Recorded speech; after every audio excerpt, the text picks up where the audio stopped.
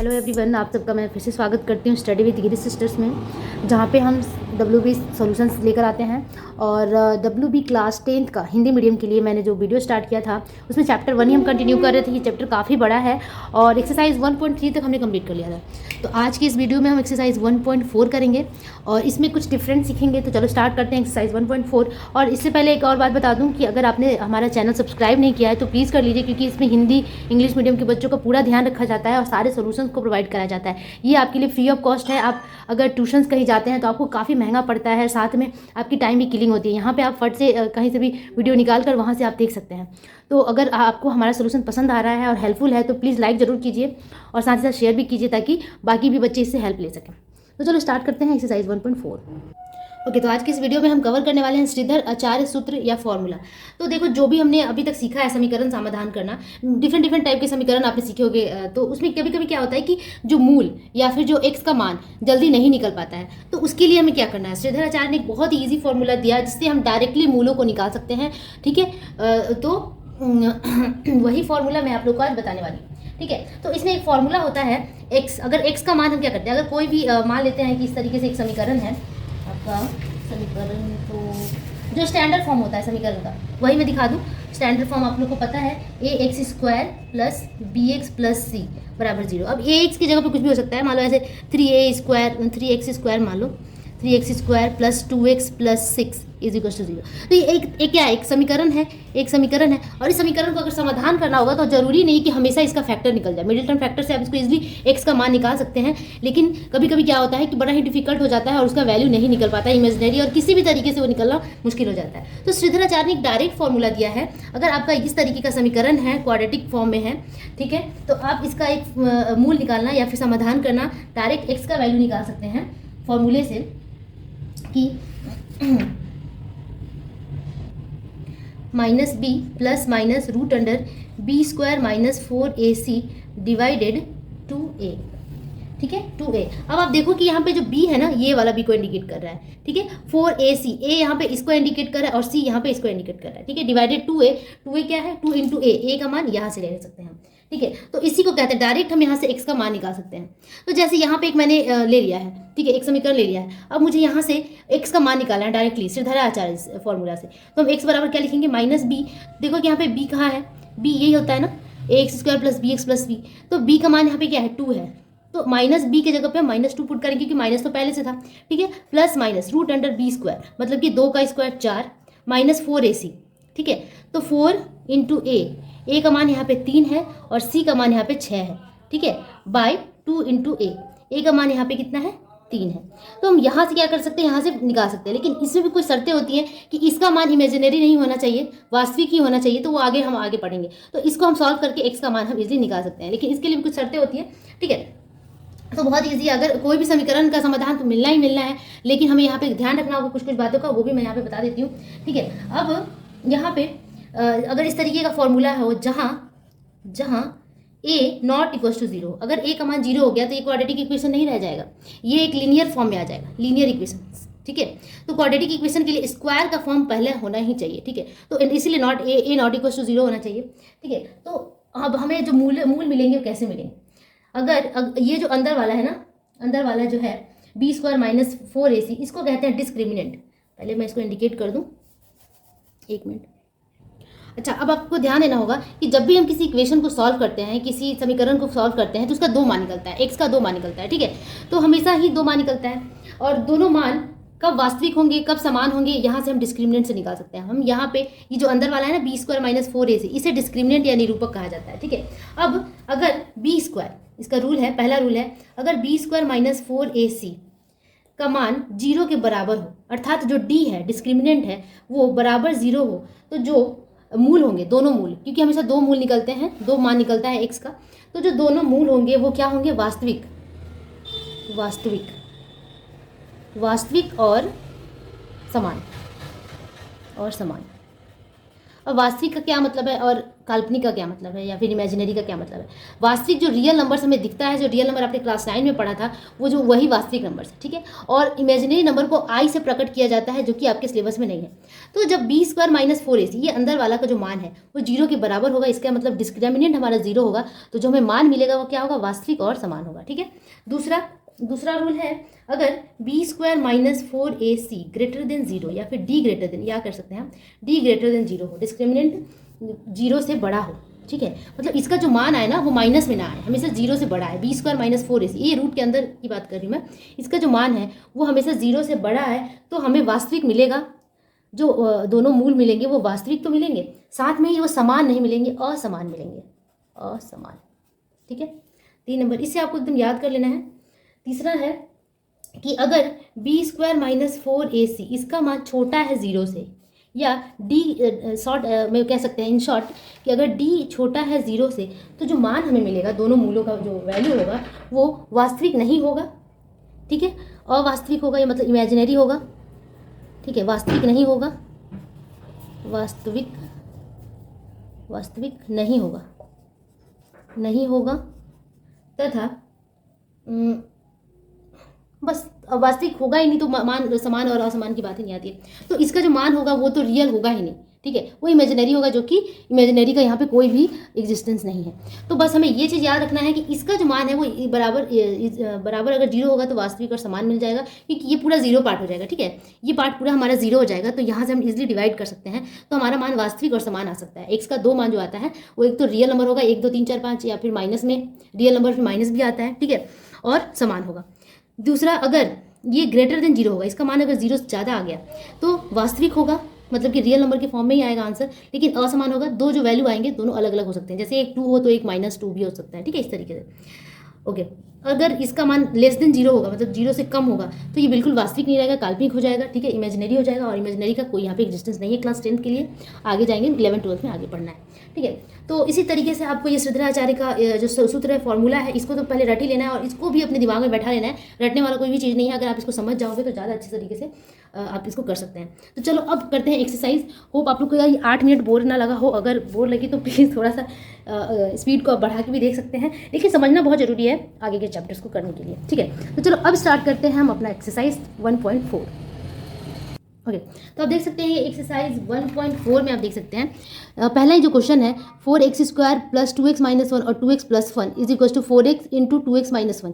इस समीकरण का समाधान श्रीधर आचार्य के सूत्र से होगा या नहीं समझा कर लीजिए। हमें यहाँ पे सिर्फ ये पता करना है कि क्या इसका समाधान श्रीधर आचार्य फॉर्मूला से होगा या नहीं होगा। तो चलो इससे हम थोड़ा सा इसको मॉडिफाई करते हैं, सॉल्व करते हैं, इसको थोड़ा सा बनाकर देखते हैं तो पता चलेगा। ओके, तो इस प्रकार से हमारे ये समीकरण है क्वेश्चन नंबर 1 का 1। सबसे पहले तो इसे थोड़ा सा सिंप्लीफाई करते हैं, ठीक है। तो 4x स्क्वायर प्लस, यहाँ पे आप देख सकते हैं कि a plus B into A minus B के फॉर्म में है, इसका हम डायरेक्ट फॉर्मूला पुट कर सकते हैं, identity a square minus B square, मतलब कि 2x का स्क्वायर, दैट इज हम लिख सकते हैं कि 4x स्क्वायर, ठीक है, माइनस घटाव 1 का स्क्वायर, 1 का स्क्वायर 1 ही होता है, ठीक है, मतलब कि a plus B into A minus B के फॉर्म में हमने इसे बैठा दिया a square minus B square, ठीक है। तो a स्क्वायर मतलब 2x का square, that is 4x square, 1 का स्क्वायर 1, ठीक है। अब यहाँ पे देखिए इसको मल्टीप्लाई कर देंगे तो 4 2 ज़ा 8x स्क्वायर, 4 4 से 1 को गुना करेंगे तो -4x होगा, ठीक है। अब ये समीकरण है तो इम्प्लाइज का साइन होगा। अब 4x square plus 4x square है तो ये 8x स्क्वायर हो जाता है, ठीक है। -1 सबको एक तरफ लेकर आते हैं, तो इसे जब इधर ले आएंगे तो इसका साइन चेंज, 8x स्क्वायर इसको इधर लाएंगे तो +4x बराबर 0। अब देखो कि 8x स्क्वायर -8 स्क्वायर ये कट जाएगा क्योंकि सेम है, दोनों इक्वल है और प्लस और माइनस में है तो 0।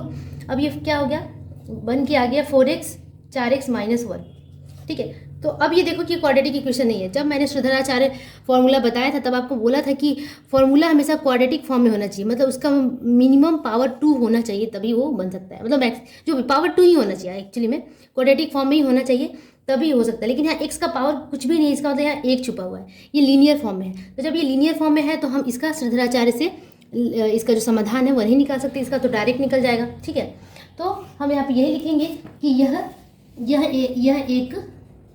यह एक द्विघात समीकरण, मतलब कि क्वाड्रेटिक इक्वेशन नहीं है, द्विघात समीकरण नहीं है, इसलिए यह श्रीधराचार्य श्रीधर आचार्य ठीक है, श्रीधर आचार्य सूत्र से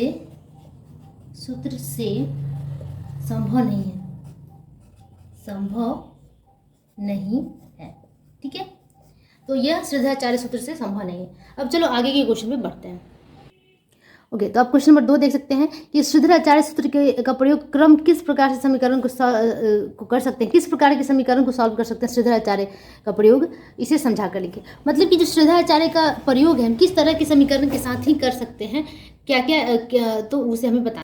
तो वो समीकरण कैसा होना चाहिए जिसका प्रयोग हम जिसमें हम श्रीधर आचार्य का सूत्र लगा सकते हैं, वो कौन सा समीकरण होगा। तो वो समीकरण होगा द्विघात समीकरण। तो यहाँ आंसर में होगा कि वह समीकरण द्विघात समीकरण होगा, तभी हम उसमें श्रीधर आचार्य लॉ या फॉर्मूला लगा सकते हैं। ठीक है, तो ये आप इस तरीके से लिख सकते हैं कि वह समीकरण द्विघात समीकरण that is ax square plus bx plus c बराबर 0 के फॉर्म में होगा, तभी हम उसमें श्रीधर आचार्य फॉर्मूला लगा सकते हैं। ठीक है, अब आगे बढ़ते हैं तीसरे नंबर क्वेश्चन पे।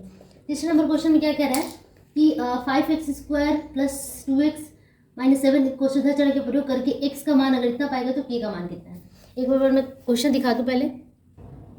तो इस तरीके से हमारा क्वेश्चन है, आप देख सकते हैं कि क्वेश्चन में लिखा हुआ है कि अगर 5x square plus 2x minus 7 बराबर 0 इस समीकरण में श्रीधर आचार्य का सूत्र का प्रयोग करके x का मान अगर k प्लस माइनस 12/10 पाया गया तो k का मान कितना होगा।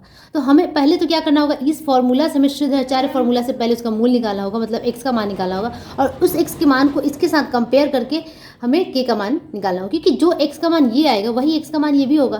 तो वहाँ से जो k जो कि अननोन है, जिसको जानकारी नहीं है, वहाँ से हम k निकाल सकते हैं। तो जो हमारे पास अभी समीकरण दिया हुआ है 5x square plus 2x minus 7 बराबर 0, ये समीकरण है। और इसका हम क्या करेंगे, सबसे पहले तो हम श्रीधर आचार्य से इसका मूल निकालेंगे, मतलब x का मान निकालेंगे। ठीक है, तो क्या करेंगे कि इस समीकरण का, ठीक है, लिखेंगे प्रदत्त समीकरण की तुलना standard form that is ax square plus bx plus c बराबर 0 से करने पर मैंने बताया भी था कि मूल कैसे निकालते हैं श्रीधर आचार्य फॉर्मूला से। ठीक है, तो पहले तो इसके साथ कंपेयर करेंगे। तो यहाँ पे देखो a की जगह पे ax स्क्वायर या a की जगह पे 5 है, तो a का मान कितना हो गया 5। ठीक है, b की जगह पे यहाँ पे 2 है, b की जगह पे यहाँ 2 है, तो b का मान 2, और c का मान यहाँ पे -7 है। ठीक है, क्योंकि यहाँ प्लस c है और यहाँ पे माइनस है, तो -7 हो गया c का मान। तो a b c का मान हमने यहाँ से निकाल लिया। अब श्रीधर आचार्य से हम क्या करेंगे, x का मान निकालेंगे। लिखेंगे श्रीधर आचार्य फॉर्मूला, श्रीधर आचार्य सूत्र के अनुसार, इस तरीके से आप लिख सकते हैं, के अनुसार श्रीधर आचार्य सूत्र के अनुसार हम फॉर्मूला लगा लेंगे। फॉर्मूला क्या होता है, मूल कैसे निकालते हैं, x बराबर minus B plus minus root under B square minus 4ac बटा 2a, यही होता है फॉर्मूला। अब बस हमें क्या करना है, मान बैठा देना है। b का मान हमारे पास 2 आया, तो -2 plus minus root under B square मतलब 2 का स्क्वायर 4 माइनस 4a का मान 5 है। ठीक है, c का मान कितना है, -7 है, -7 बटा 2 इंटू a का मान 5। ठीक है, अब यहाँ से मैं कर देती हूँ -2 प्लस माइनस रूट अंडर, यहाँ देख सकते हैं कि ये तो 4 माइनस है, लेकिन यहाँ पे गुना होने के बाद ये माइनस माइनस प्लस हो जाएगा। अब इसको सबको गुना कर देते हैं, तो 4 × 5 = 20 और 20 × 4 × 5 = 20 और 20 × 140। ठीक है, तो 140 हो गया, ये 140 बटा 10। ठीक है, अब यहाँ से हम यहाँ मान निकाल लेते हैं। ठीक है, मान निकाल लेते हैं, -2 प्लस माइनस ये हो गया रूट अंडर 144 बटा 10। ठीक है, -2 प्लस माइनस 144 का रूट आप लोगों को पता होगा, क्लास 10 के स्टूडेंट्स हैं आप, 12 का स्क्वायर 144 होता है, मतलब कि 144 का जो रूट होगा वो 12 होगा बटा 10। ठीक है, तो इस तरीके से हमने यहाँ पे मान निकाल लिया। अब इसे हम क्या करेंगे, हम जो हमारा प्रदत्त मान दिया हुआ है, ठीक है, प्रश्नानुसार जो मान दिया हुआ है वहाँ पे x का मान बराबर कितना दिया हुआ है, k प्लस माइनस 12 बटा 10, ये दिया हुआ है। ठीक है, अब हमारे पास जो x का मान आया वो इतना आया। अब दोनों को इक्वल कर सकते हैं, इसलिए अब दोनों को बराबर कर सकते हैं। ठीक है, तो अभी इसका मान कितना आ गया, -2 ±12/10 ये है। ठीक है, अब आप यहाँ से कंपेयर करके देख सकते हैं कि हमारे पास जो पहले का जो x था वो ये था और हमारे पास जो अभी x आया वो ये है। इसका मतलब k का मान यही होगा -2, क्योंकि k की जगह पे ही अलग है, बाकी सब जगह सेम है ना। 12 12 10 10 ±2, तो k का मान कितना हो जाएगा, अतः k का मान बराबर -2, और यही हमारा आंसर हो गया। इस तरीके से कंपेयर करके हमें यहाँ पे आंसर निकालना। कोई भी टिपिकल नहीं है, डिफिकल्ट नहीं है। अगर आपको थोड़ी दिक्कत होती है तो आप वीडियो को शांत मन से अच्छे से धीरे धीरे देखिए, आपको बिल्कुल समझ में आ जाएगा। तो चलो अब आगे बढ़ते हैं नेक्स्ट क्वेश्चन पे। ओके, तो आज इतना ही रहने देते हैं। हमने थोड़ा बहुत इंट्रोडक्शन जान लिया और सिद्धाचार्य के बारे में भी जानना जरूरी है। तो आप देखो आपकी कॉपी के बुक के पीछे इस तरीके से सिद्धाचार्य के बारे में दिया हुआ है, साथ में द्वितीय भास्कराचार्य के बारे में दिया हुआ है। तो जो हमारे गणितज्ञ थे वो बहुत ही महान थे, क्योंकि गणित का जो इतिहास है वो हमारे देश से शुरू हुआ है। आप लोग को ये जरूर पढ़ना चाहिए और किताब को अच्छे से पढ़िए, ताकि एक एक चीज़ आपको समझ में आ जाए। अगर कहीं भी दिक्कत होती है तो हमारा वीडियो तो है ही, ठीक है। तो होपफुली आप लोग को ये कंसेप्ट समझ में आया होगा। और आगे के जो क्वेश्चन है, क्वेश्चन नंबर 2, इसका पूरा पार्ट मैं एक वीडियो में अलग से लेकर आऊँगी। तो अभी तक के लिए इतना ही प्रैक्टिस कीजिए और आज मैं विदाई मांगती हूँ। इतना ही पे यहाँ पर शेयर करते हैं। तो चलो अगले वीडियो में फिर से मिलेंगे। And keep practising and keep watching and please share and subscribe. Bye bye.